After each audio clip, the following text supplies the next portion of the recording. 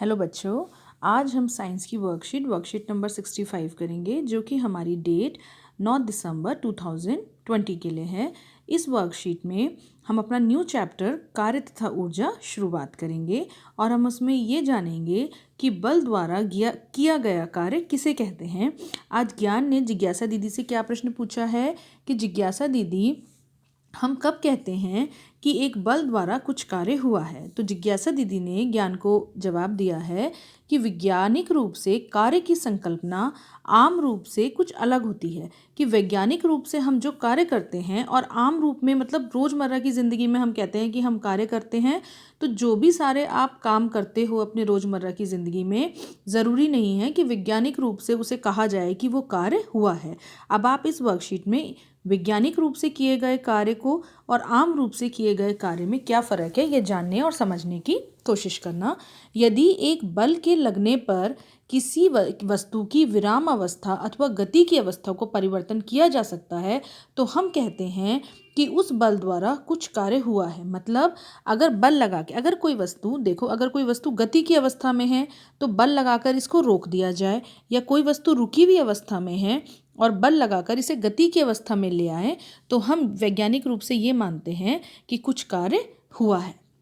बल द्वारा अगर कुछ, तो बल लगाकर हमने कोई कार्य किया है। इसलिए पढ़ना लिखना, देखो बच्चों, इसलिए पढ़ना लिखना सोचना बातें करना वैज्ञानिक रूप से कार्य की श्रेणी में नहीं आते, क्योंकि पढ़ने में बल लगाने पर कोई विस्थापन नहीं हुआ है, लिखने में बल लगाने पर कोई विस्थापन नहीं हुआ है। हालांकि लिखने में विस्थापन होता है, तो लिखना शायद कार्य की श्रेणी में आना चाहिए, मेरे हिसाब से तो आना चाहिए, क्योंकि देखो जब हम लिखते हैं तो मैं क्या कर रही हूँ, बल लगा रही हूँ और मेरा हाथ भी विस्थापित हो रहा है, तो कार्य हुआ है। ठीक है। इसी तरह से सोचना, सोचने में तो कोई विस्थापन नहीं होता, ना ही कोई बल लगता है, लेकिन सोचने का भी एक कार्य तो है ही। हम रोज़मर्रा की ज़िंदगी में तो कहते हैं ना कि हम सोचने का कार्य कर रहे हैं, लेकिन विज्ञान की भाषा में वो सोचना नहीं है। बातें करना, ये विज्ञान की भाषा में कार्य की श्रेणी में नहीं आता है। एक नियत बल द्वारा कार्य होने के लिए परिस्थितियाँ, कार्य होने के लिए तो क्या परिस्थितियाँ हैं, दो परिस्थितियाँ विज्ञान की भाषा में कार्य होने के लिए हमें दो परिस्थितियों की ज़रूरत है। एक तो वस्तु पर कोई बल लगना चाहिए और वस्तु में विस्थापन होना चाहिए। ये दो परिस्थितियाँ हैं, बिल्कुल अपने दिमाग में रख लो, याद कर लो कि वस्तु पर कोई बल लगना चाहिए और वस्तु में विस्थापन होना चाहिए। अगर इसमें से एक भी चीज़ मिसिंग है, एक भी चीज़ नहीं है, अगर हम बल लगा रहे हैं और जैसे हम दीवार को बल लगा रहे हैं लेकिन विस्थापन नहीं हो रहा, दीवार को हम बल लगा के दीवार को खिसका नहीं सकते ना, तो इसका मतलब हम कोई भी कार्य नहीं कर रहे हैं। कुछ उदाहरण जहाँ कार्य नहीं होता, एक स्थिर दीवार को धकेलना, जैसे ये बच्चा इस दीवार को धकेल रहा है, तो विज्ञान की भाषा में ये कोई कार्य नहीं कर रहा है। ठीक है। और दूसरा एग्जाम्पल, एक विद्यार्थियों द्वारा अपने बस्ते के साथ एक स्थान पर खड़े रहना। अब जैसे ये अपने बैग्स के साथ एक स्थान पर खड़ी है, भले ये कहेगी कि मैं कार्य कर रही हूँ, मैंने बैग उठा रखे हैं इतने भारी भारी, लेकिन कोई विस्थापन नहीं हो रहा है, बल लग रहा है लेकिन विस्थापन नहीं हो रहा है, तो ये कोई कार्य नहीं कर रही है। सिनेमा देखना, जब हम टीवी देखते हैं या पिक्चर हॉल में जाके पिक्चर देखते हैं तो हम कोई कार्य नहीं कर रहे होते हैं। बात करना, तो उस समय भी हम कोई कार्य नहीं कर रहे होते हैं। ठीक है। एक बल द्वारा किए गए कार्य का गणितीय परिमाण, तो बल द्वारा जब कार्य होता है तो हम उसको कैसे कैलकुलेट कर सकते हैं, वो हम इसमें समझेंगे। एक बल द्वारा किया गया कार्य को हम किससे प्रदर्शित करते हैं, बल द्वारा किए गए कार्य को हम W से प्रदर्शित कर सकते हैं। ठीक है। कार्य वर्क होता है तो उसका पहला लेटर ले लिया W से प्रदर्शित किया जाता है। एक बल द्वारा किए गए कार्य का परिमाण वस्तु पर लगने वाले बल और उस पर हुए विस्थापन द्वारा प्रदर्शित किया जाता है, जो बल तथा विस्थापन के गुणनफल के बराबर होता है।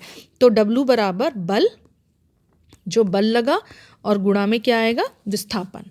तो ये हो गई हमारे कार्य की परिभाषा, कार्य बराबर बल गुणा गया विस्थापन।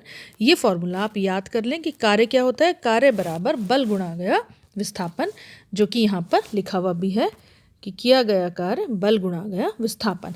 अब कार्य को हम W से प्रदर्शित करते हैं, बल को F से, आपको पहले चैप्टर में पढ़ाया था ये, और विस्थापन S से। तो ये फॉर्मूला क्या हो गया, W बराबर F इंटू S। ठीक है।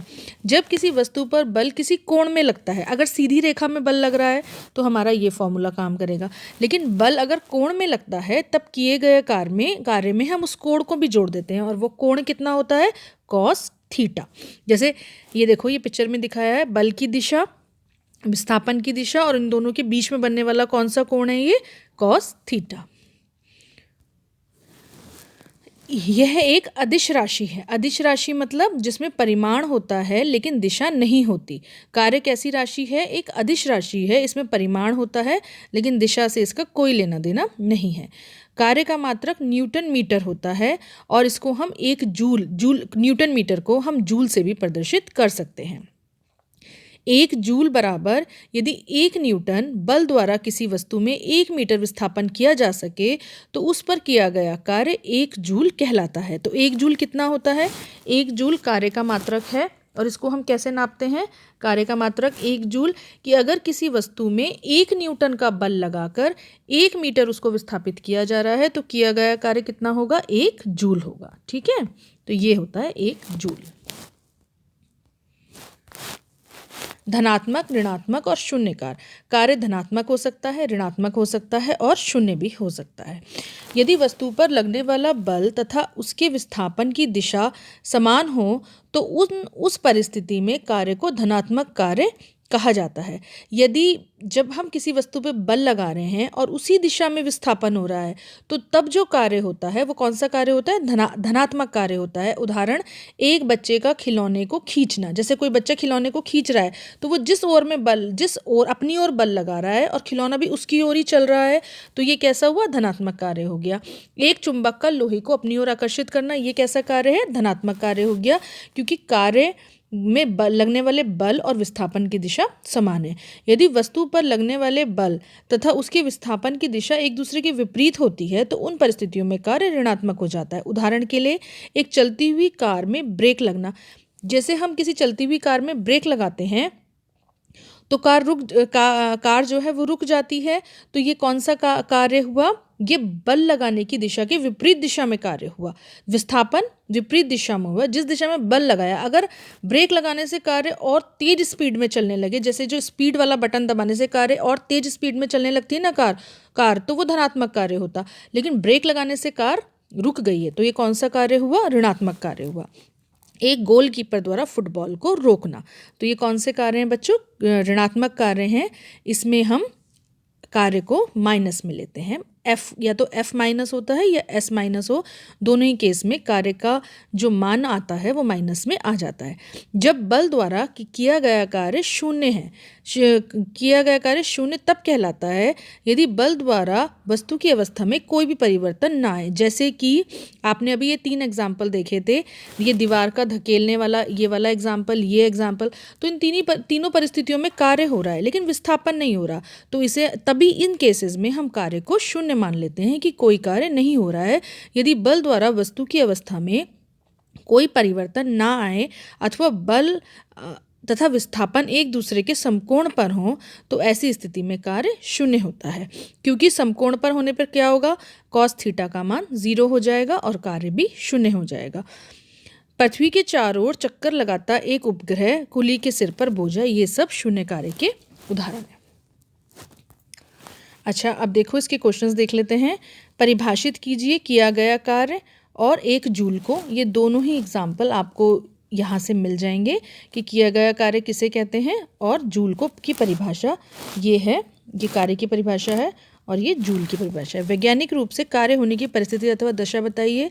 कौन कौन सी दशा है कि वैज्ञानिक रूप से कार्य होने के लिए वस्तु पर कोई बल लगना चाहिए और वस्तु में विस्थापन होना चाहिए, ये दोनों ही परिस्थितियां होनी चाहिए। यदि 5 न्यूटन के बल के प्रयोग से एक भार को 2 मीटर तक विस्थापित किया जाता है तो किए गए कार्य का मात्रा ज्ञात कीजिए। तो न्यूटन कितना है, 2, तो W बराबर 5 × 2, तो आपका क्या आ जाएगा, 10 जूल। ठीक है, तो ये इस तरह से आप इसको निकाल सकते हैं।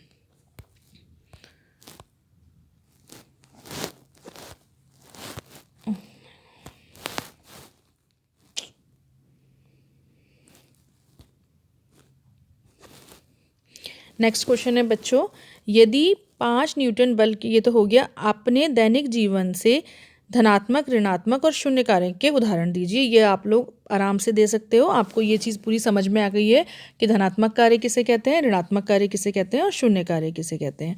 एक नियत बल द्वारा किया गया कार्य का मात्रक लिखिए। एक नियत बल द्वारा किए गए कार्य का मात्रक होता है जूल। ठीक है, तो ये आपकी वर्कशीट पूरी हो गई है। ये आप अच्छे से पढ़ लें और एनसीईआरटी की बुक से इसे अच्छे से समझ लें। चलो, थैंक यू बच्चों, बाय बाय।